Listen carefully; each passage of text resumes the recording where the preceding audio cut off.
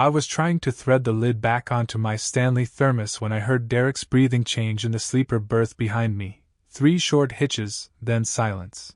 And I knew before I turned around that something outside had moved past the driver's side mirror in a way that large things on 2 legs shouldn't move at all. My name is Rita Valdez, 41, 18 years pulling doubles and dry vans across the northern plains, and until that November night parked at the shuttered grain elevator off Route 85, I'd never left a load behind. But some cargoes aren't worth your life, and some things you see rewrite every practical rule you've spent 2 decades learning.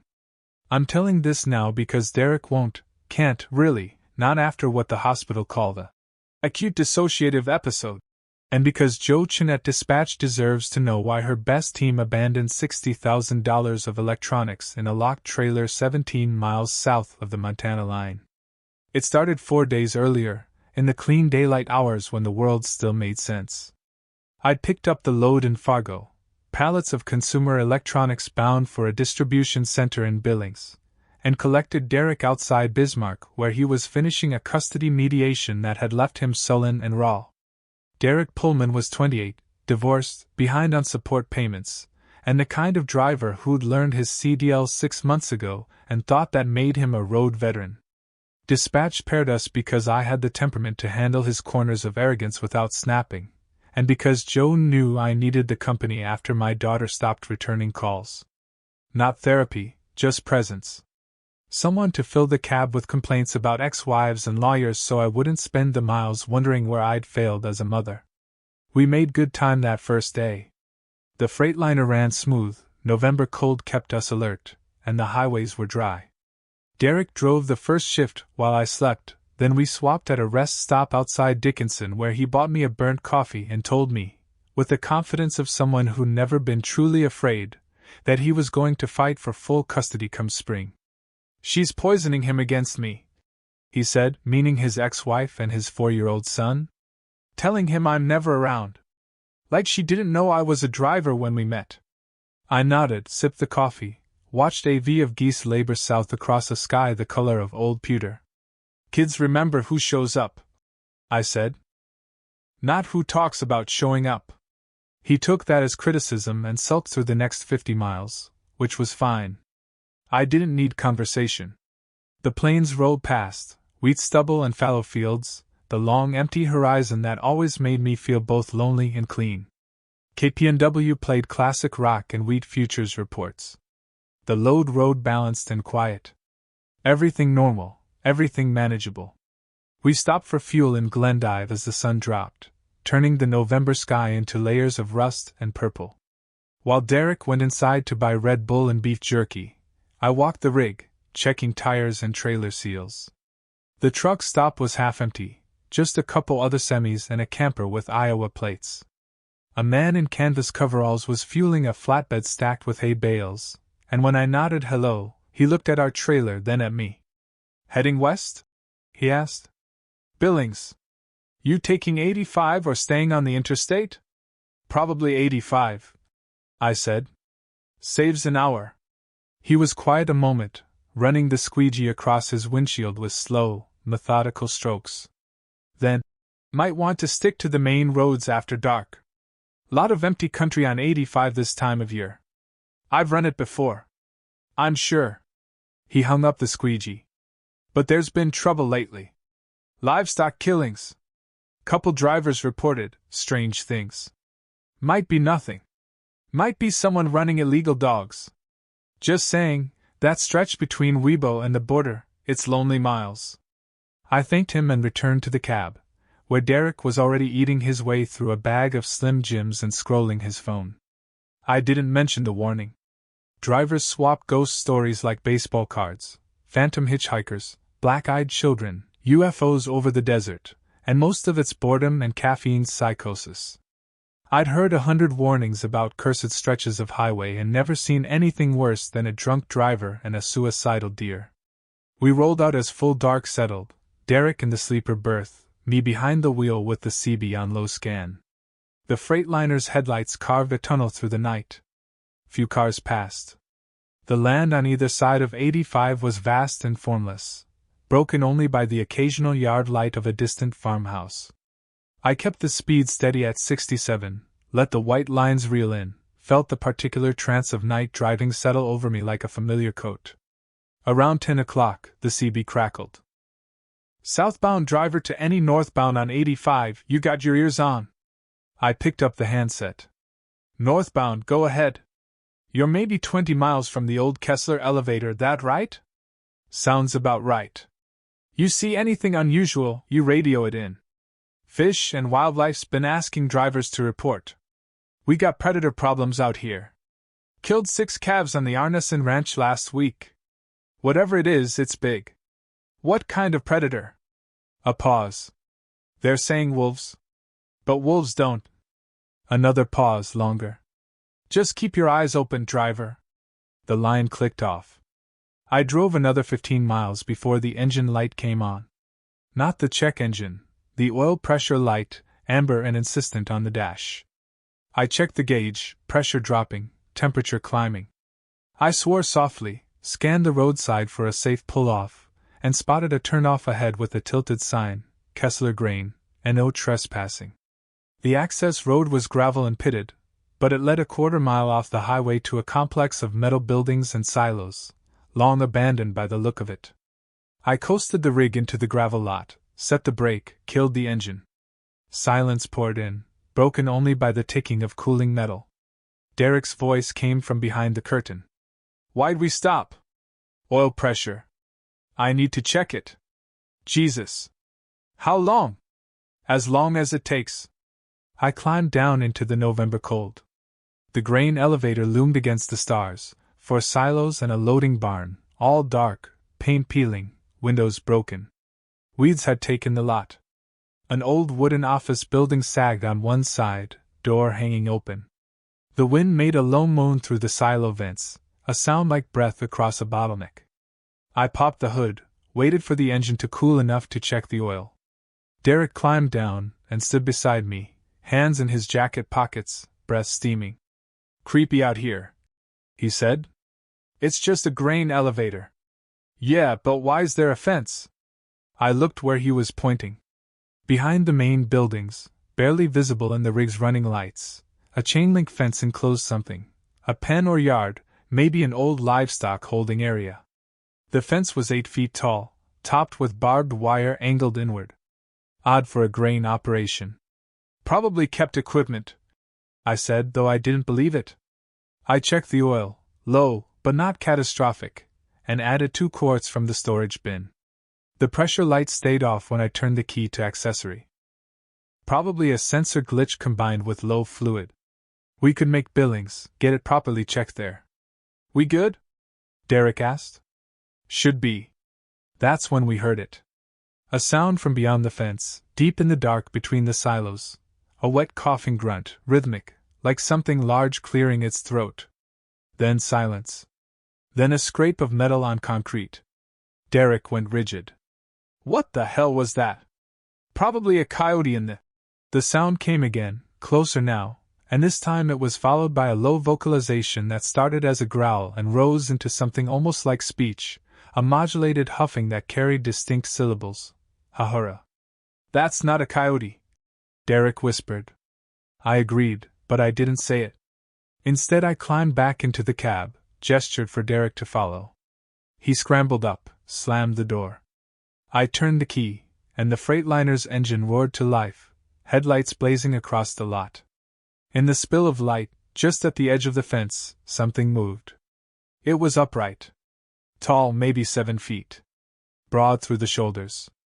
It stepped sideways behind a silo support, and I caught only an impression: dark fur or hair, a hunched posture, and a head that was wrong, elongated, with ears that stood erect. "Go," Derek said. "Rita, go, go."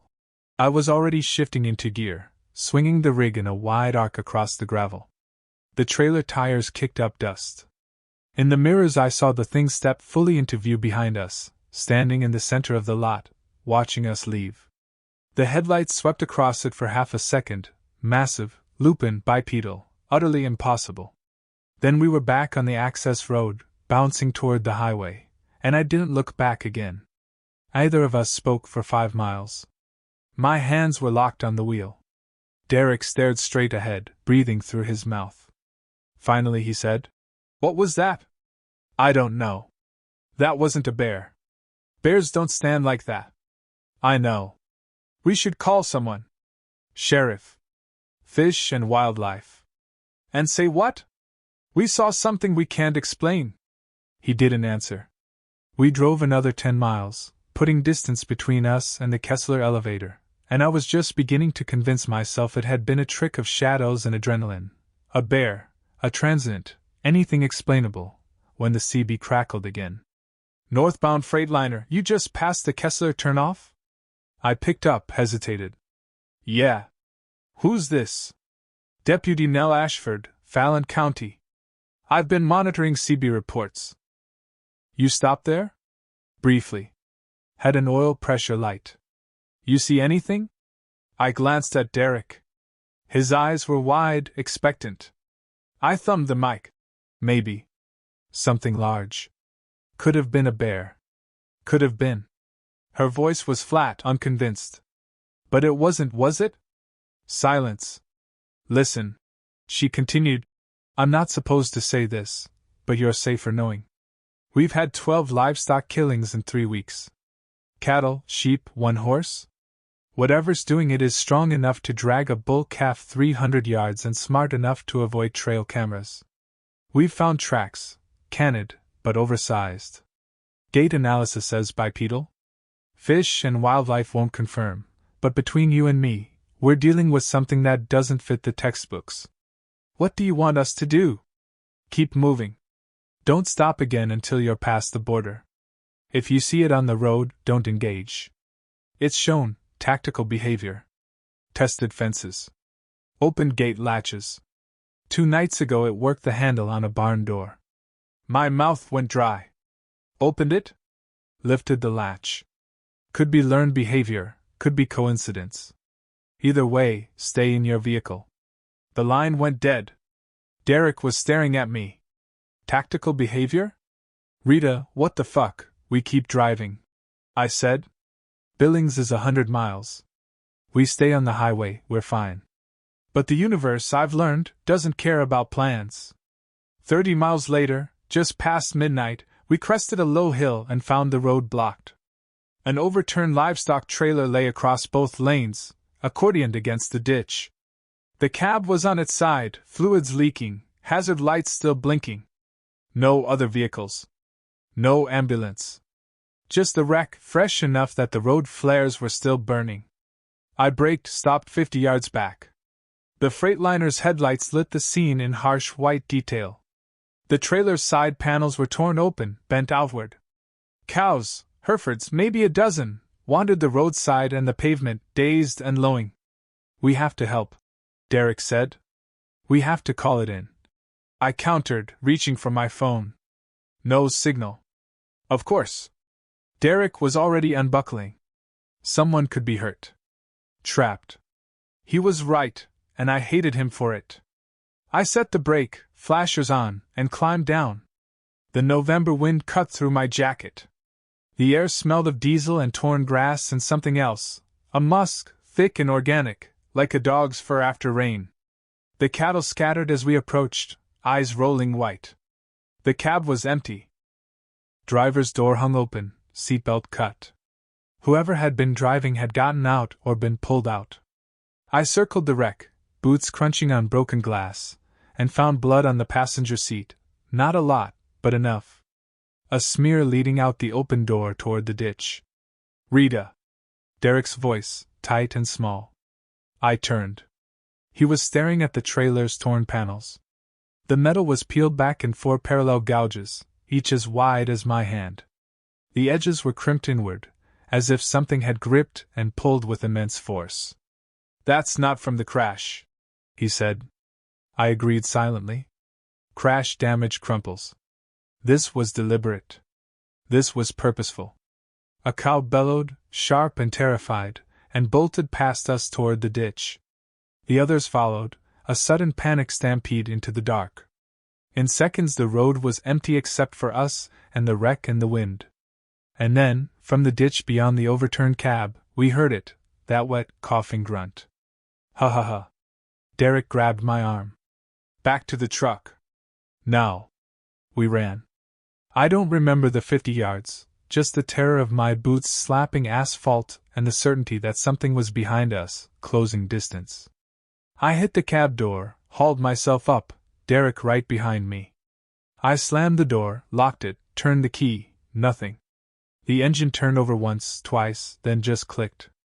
Dead. No, I whispered. No, no, no, try again. I did. Click, click, click.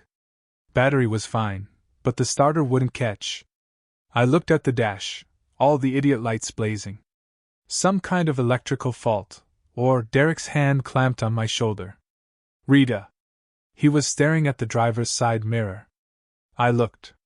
It stood 20 feet away, just outside the headlight spill, at the edge of the road. Upright. Massive. The head was canine, elongated snout, tall ears, but the body was a grotesque hybrid, muscular shoulders, long arms ending in clawed hands, digitigrade legs bent backward like a dog's. Fur covered it, dark and coarse, but the proportions were all wrong, too human in the torso, too lupin in the skull. Its eyes reflected green in the running lights. It cocked its head, studying us. Then it took a step forward. Start the truck, Derek hissed. I'm trying. The creature circled slowly to the driver's side, never breaking eye contact with me through the window. It moved with a predator's patience, testing, learning. When it reached the driver's door, it stopped. Lifted one clawed hand. And carefully, deliberately, gripped the door handle. It pulled. The locked door rattled but held. The creature released the handle, studied the door frame, then gripped the handle again and pulled harder. The whole cab rocked. Oh Jesus! Derek moaned. Oh Jesus Christ! I turned the key again. Click. The creature paused at the sound, ears swiveling. Then it moved to the hood. It placed both hands on the Freightliner's grill and pushed, testing the weight. A ton of muscle compressed. The entire rig shifted backward an inch. It pushed again, harder, and I heard something crack in the front suspension. It's trying to flip us, I said, voice steady despite the bright white terror singing in my skull. Get in the back. Find something heavy. Derek scrambled through the curtain into the sleeper berth. I heard him tearing through storage bins. The creature walked around to the passenger side, peered in through the window. This close I could see details, the wet black nose, the rows of teeth when it panted, the two intelligent eyes. It huffed against the glass, fogging it, then scraped one claw down the window with a sound like a knife on porcelain. Derek emerged with a tire iron and a can of wasp spray. This is all I got. Give me the spray. He handed it over.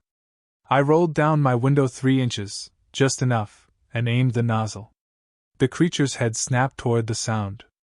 I pressed the trigger. The spray shot 20 feet, caught it across the eyes and snout.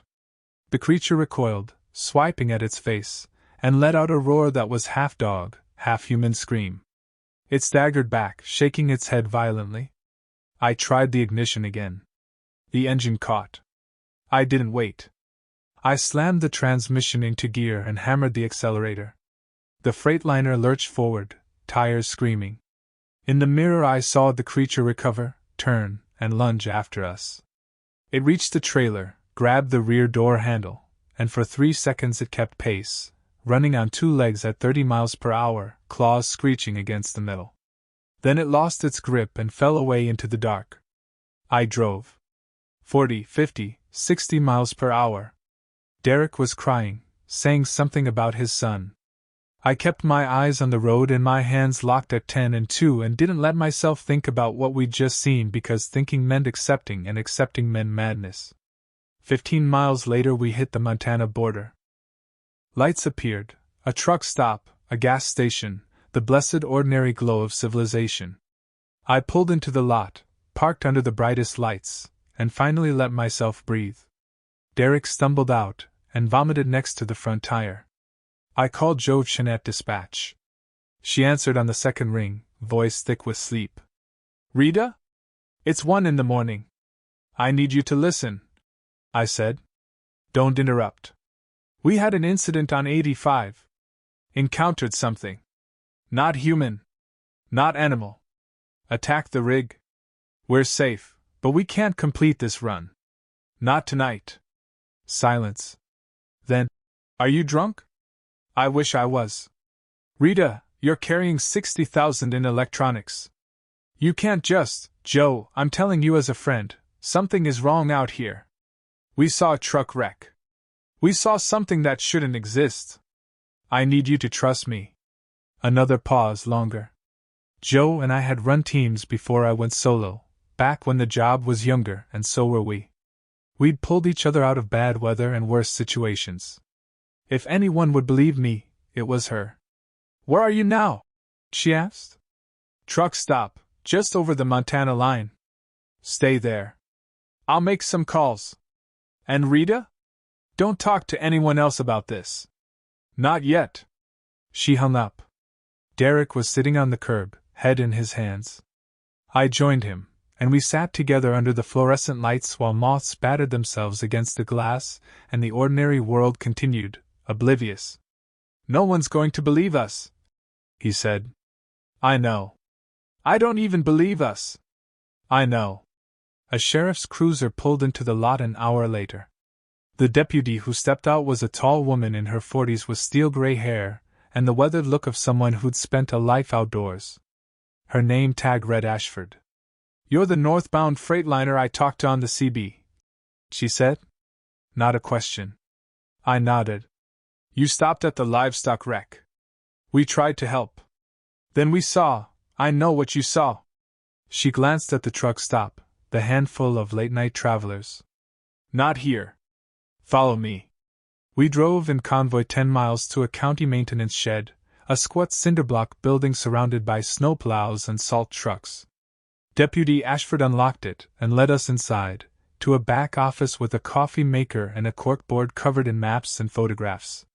The photos showed carnage, cattle with their throats torn out, sheep disemboweled, a horse lying in a pasture with its rib cage cracked open.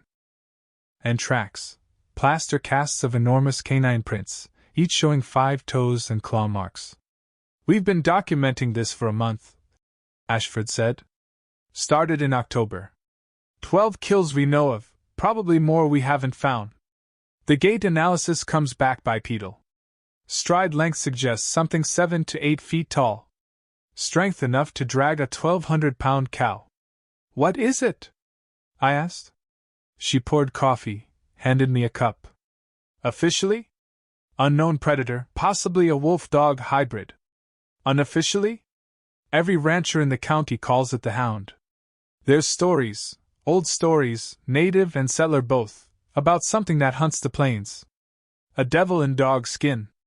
Most folks dismissed it as folklore until the kills started. Derek was staring at the photos. Why isn't this national news? Why isn't Fish and Wildlife? They're involved. Ashford interrupted. So is the Forest Service. And some federal people who won't identify their agency. They've installed cameras, set traps. Haven't caught it. Whatever it is, it's smart. Avoids the cameras, triggers the traps remotely with sticks. 3 days ago it opened a barn door by lifting the latch. We saw it try the truck door handle, I said quietly. Ashford nodded. Tool manipulation. Problem solving. It's learning. So what do we do? Derek demanded. Just let it keep killing? We're trying to track it. But it moves fast, covers huge distances.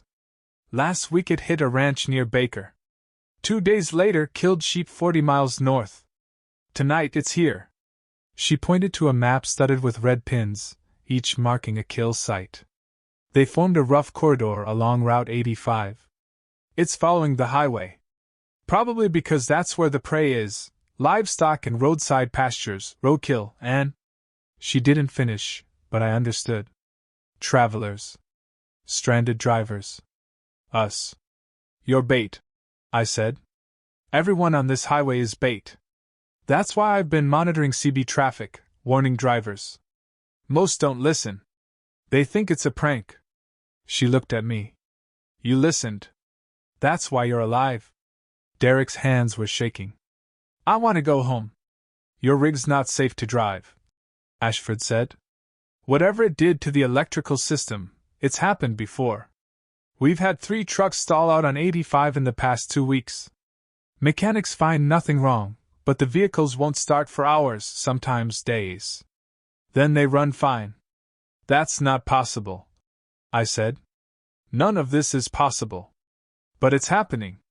She offered us cots in the maintenance shed. I accepted. Derek didn't, choosing instead to sleep in the Freightliner's cab under the building's floodlights. I didn't blame him. After what we'd seen, enclosed spaces felt like traps. I lay on the cot, staring at the ceiling, and tried to make sense of it. A bipedal predator with near-human intelligence, hunting a territory along a rural highway. Either I was losing my mind, or the world was stranger and more terrible than 18 years of night driving had taught me. I must have slept, because I woke to daylight and the smell of fresh coffee. Ashford was at her desk, on the phone.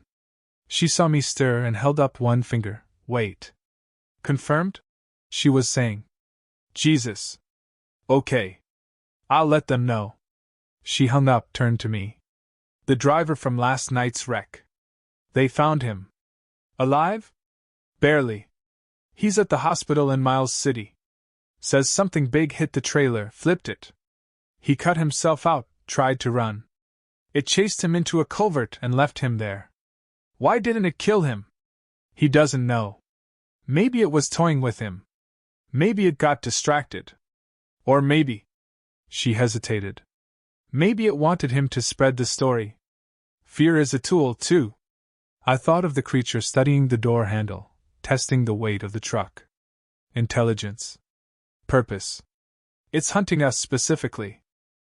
Not just animals. We think it prefers livestock. Easier kills, less risk. But it's opportunistic. You were vulnerable, alone. It took the chance.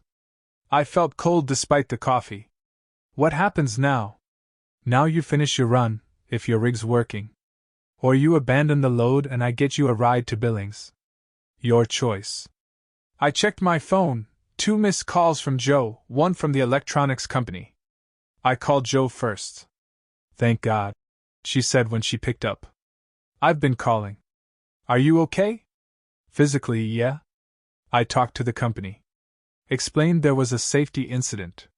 They're not happy, but they're sending another team to pick up the load. You and Derek are off the hook. What did you tell them? That you encountered an aggressive animal and used good judgment to prioritize safety. Which is true. A pause. Rita, what did you really see? I glanced at Ashford, who was tactfully pretending not to listen. Something that shouldn't exist. But it does. And it's still out there. Then stay away from it. Please. I can't lose you too. Too. She meant her brother, killed in a refinery explosion 3 years ago. I'd driven 16 hours straight to make his funeral. I'll be careful. I promised. We said goodbye. I woke Derek, who looked like he'd aged a decade overnight, and told him the plan. He agreed immediately, wanted nothing more than to get out of Montana and never think about Route 85 again. Ashford arranged a ride for us with a state trooper heading to Billings, and by noon we were on the interstate, the Freightliner and its load left behind for the next crew. I should have felt relief. Instead I felt unfinished. Like I'd run from a fight I should have stayed to finish. That feeling gnawed at me through the ride, through the debrief at the company's Billings office, through the flight back to Fargo and the cab ride to my apartment.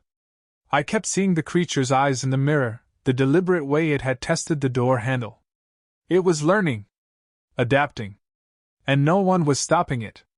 3 days later Joe called. You need to see the news, she said. I turned on the TV. A local Montana station was covering a story. 2 hikers missing near the Kessler grain elevator, last seen 4 days ago. Search teams had found their campsite destroyed, gear scattered, and tracks. The sheriff was asking for information. The footage cut to Deputy Ashford giving a statement. Behind her, just visible, was the grain elevator where Derek and I had first encountered it. They're searching the wrong place, I said. It's not staying in one location. It's mobile. What do you want to do? Joe asked. I thought about Derek, who'd checked into a psychiatric clinic for observation.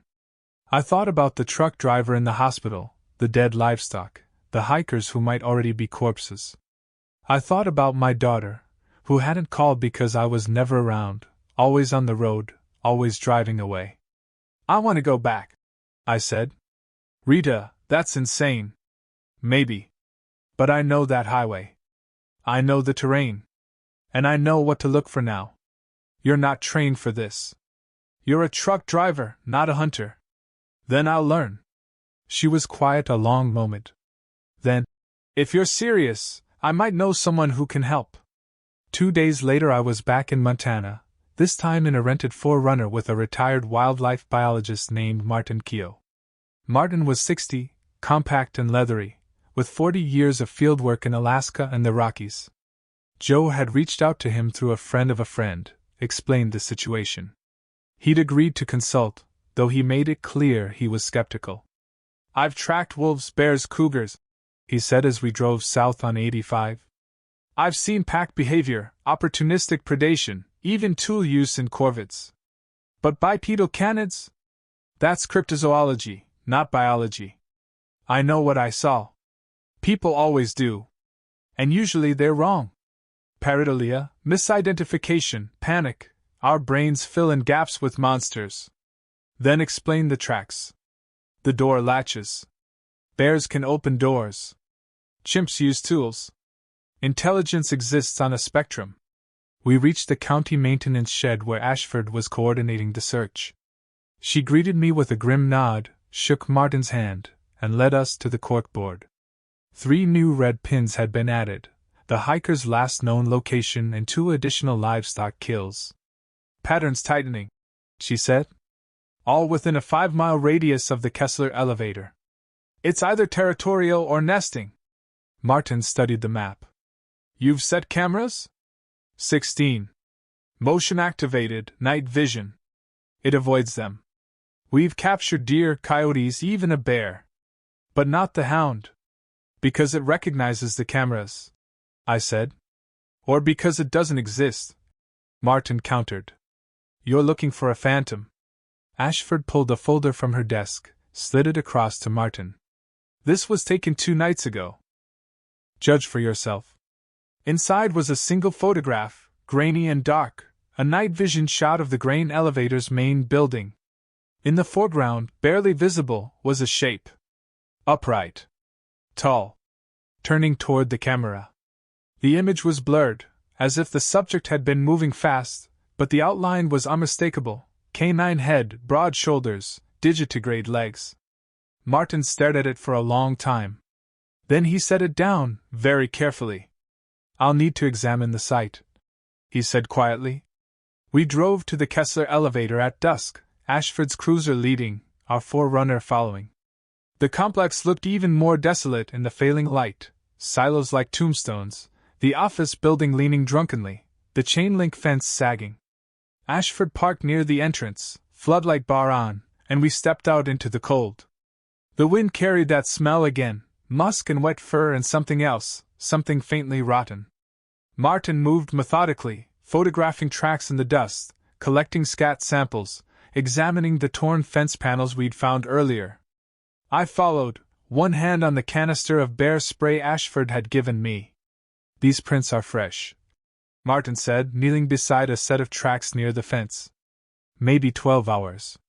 Canid, but oversized. Front paw shows 5 toes, opposable thumb structure.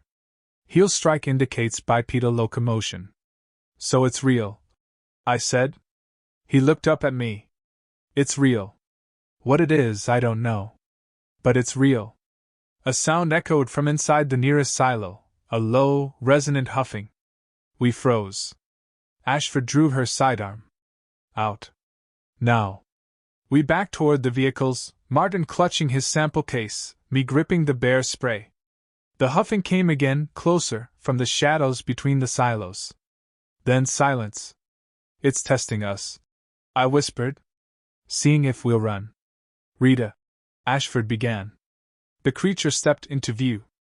It was bigger than I remembered, easily 8 feet tall, muscle and fur and nightmare geometry. It stood at the corner of the loading barn, head lowered, eyes fixed on us. In the floodlights its fur looked mottled, dark gray and black, and I could see scars across its shoulders, old wounds healed rough. Martin raised his camera. Snapped a photo. The flash strobed white. The creature lunged. I don't remember the next 10 seconds clearly. Ashford was shouting, firing her weapon, sharp cracks that echoed off the silos. Martin dove behind the forerunner. I sprayed a cloud of bear's spray into the air and scrambled into the passenger seat. The creature hit the cruiser's hood, denting it, then wheeled toward us. I saw Ashford's next shot catch it in the shoulder. It flinched but didn't fall. Instead it roared, that terrible half-dog, half-human scream, and charged her. She fired again. Center mass. The creature staggered, clawed at its chest, then turned and loped away into the dark, moving fast despite the wounds. We sat in the sudden silence, breath steaming, ears ringing. I hit it twice, Ashford said, voice shaking. Center mass. It should be down. Martin emerged from behind the forerunner. His camera was gone, trampled in the attack, but his eyes were bright with something like awe. Incredible.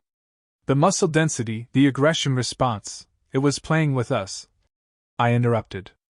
It could have killed you, Deputy. It didn't. Why not? Because it's still learning. It wanted to see how we'd react. Ashford reloaded her weapon. Then we need to stop giving it lessons. We drove back to the maintenance shed in convoy, checking the mirrors every few seconds. The creature didn't follow, at least not visibly. But I felt its presence, a weight on the back of my neck, the certainty of being watched. That night we planned. Martin confirmed the creature was physiologically real. Blood samples from the attack site showed canine markers but with anomalies he couldn't explain. The gunshot wounds suggested it was mortal but extraordinarily resilient, possibly due to bone density or redundant musculature. If we're going to stop it, Ashford said, we need to kill it. One clean shot won't do it. We need overwhelming force or a trap. Traps haven't worked, I pointed out. Because we use standard snares. This thing is smart. We need to think smarter. I stared at the map, at the cluster of red pins around the Kessler elevator. It's territorial now. Claimed that area. So we use that. How? An idea was forming, dangerous and half-mad. We bait it. But not with livestock. With something it wants more. Which is? Us. It's been escalating, testing, attacking. It wants to dominate this territory, and we're the intruders. So we give it a target it can't resist. Martin frowned. You're talking about using yourselves as bait. In a controlled environment. Somewhere we have the advantage. Ashford considered. The grain elevator. We know it's nesting there. We could fortify a position, lure it in, and end it. That's insane, Martin said. You have a better idea? He didn't. We spent the next day preparing. Ashford requisitioned floodlights, motion sensors, and additional firepower, 2 shotguns loaded with slugs, a rifle with night optics. I drove to a hardware store and bought propane canisters, lighter fluid, road flares. Martin rigged a sound system with recorded cattle distress calls, loud enough to carry across the complex. By nightfall we were ready. We set up inside the grain elevator's main barn, a cavernous space with rusted equipment, and a hayloft 20 feet up. Ashford positioned the floodlights to cover all entrances. Martin placed motion sensors at the doors and windows. I arranged the propane canisters in a rough perimeter, wired to ignite remotely via a car battery and model rocket igniters, a trick I'd learned from a crazy ex-boyfriend who'd been into pyrotechnics. Not elegant, but potentially effective. If this works, Ashford said, checking her shotgun, we kill it and call in the Federals. If it doesn't, we retreat to the vehicles and never come back. Agreed? We agreed. At 8 p.m., Martin activated the sound system. The recorded cattle lows echoed across the complex, plaintive and desperate. We waited in the barn, lights off, watching the night through the gaps in the walls. An hour passed. Then 2. "It's not coming," Martin whispered. "It will," I said, though I wasn't sure I believed it. At 10:47 p.m., the first motion sensor triggered. Ashford's radio crackled, "North door. Movement." We raised our weapons, aiming at the barn's main entrance. The sound of footsteps, heavy, deliberate, echoed on the gravel outside. Then silence. A scrape of metal. The south door behind us. We spun. The door was closed, but something was testing it, rattling the handle. "It's flanking," Ashford breathed. A crash from above. We looked up in time to see the creature drop through a gap in the hayloft, landing in a crouch 30 feet away. In the dim backwash of the floodlights it looked even more massive, more wrong. Its eyes glowed faintly green. Saliva dripped from its jaws. It stood slowly, to its full height, and growled, a sound that vibrated in my chest. Ashford fired. The slug caught it in the ribs. It roared, lunged left. Martin fired, missed. I grabbed a road flare, lit it, and hurled it at the nearest propane canister. The world became light and heat. The explosion blew out the barn's west wall, a rolling orange fireball that sent debris raining down. The creature was thrown sideways, fur singed, and crashed into a pile of old machinery. I hit the igniter switch for the remaining canisters. 3 more explosions, overlapping, turned the barn into an inferno. "Out!" Ashford screamed. We ran for the east door, smoke choking us, heat searing our backs. I felt something grab my jacket, claws, burning fur, and I twisted, spraying bear spray blind. The grip released. I stumbled out into the cold night air, gasping. Martin and Ashford were already at the Forerunner. I sprinted to join them, and we piled in, Ashford gunning the engine. As we pulled away I looked back. The barn was fully engulfed, flames licking 50 feet into the sky. And standing at the edge of the inferno, silhouetted against the fire, was the creature. Burning. Staggering. But still standing. It took 1 step toward us, then collapsed. We drove half a mile down the access road and stopped, watching. The barn burned for 20 minutes before the silos caught, their contents, old grain dust, igniting in a secondary explosion that lit the night like dawn. When the flames finally died, nothing was left but smoking wreckage. "Is it dead?" Martin asked. "It has to be," Ashford said. But I wasn't sure. I'd seen it survive gunshots, explosions, fire. I'd seen the intelligence in its eyes. And some instinct, call it paranoia, call it experience, told me we hadn't won. We'd only survived. The next morning, a federal team arrived, unmarked SUVs, serious men and women in tactical gear who didn't identify their agency. They cordoned off the elevator, swept the wreckage with equipment I didn't recognize, and took our statements in separate rooms. The man who interviewed me was 40ish, calm, with the kind of face that gave nothing away. "You're very lucky," he said. "We killed it. You destroyed a significant amount of evidence. But yes, preliminary analysis suggests the target is deceased." "Target? You've been tracking it." A pause.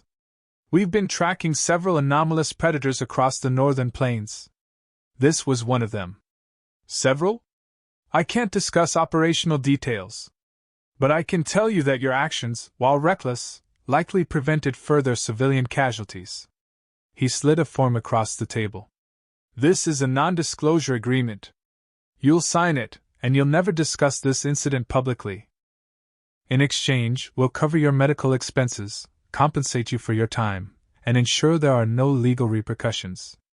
And if I don't sign? Then you'll spend a very long time answering questions in a very small room." I signed.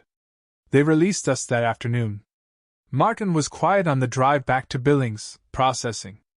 Ashford told me later that she'd been reassigned to desk duty pending an internal review, punishment for involving civilians, I guessed. Joe picked me up at the Billings airport. She hugged me hard, didn't ask questions, and drove me home. I took a week off. Slept poorly. Jumped at shadows. Started seeing a therapist who specialized in trauma, though I couldn't tell her the truth, just said I'd been in an accident, seen something disturbing. Derek called once from the clinic. Said he was doing better. Didn't mention Montana? I didn't either. A month later, I was back on the road. Different routes, mostly California, Texas, the Midwest. I avoided Route 85. Avoided Montana altogether. But the nightmares followed. I still see it some nights, standing at the edge of the fire, watching us drive away. Still feel its claws on my jacket. Still wonder if we really killed it, or if it's out there, learning, adapting, waiting. And sometimes, late at night on an empty highway, I catch a smell on the wind, musk and wet fur, and I drive a little faster, check the mirrors a little more often, and remember that the world is stranger and more terrible than any map can show. Joe offered me a dispatch job last month. Steady hours, no more overnight hauls. I'm thinking about it. My daughter called too, first time in a year. We talked for an hour. She's doing well. Wants me to visit. Maybe I will. Maybe I'll leave the road behind, find some peace. But part of me knows I'll never really leave. Part of me is still parked at that grain elevator, watching something impossible test the door handle, learning how the world works. That's the thing about horror, it doesn't end when you escape. It rewrites you. Changes the shape of what you thought was real. I'm Rita Valdez, 41, 18 years on the road. And I know what's out there in the dark.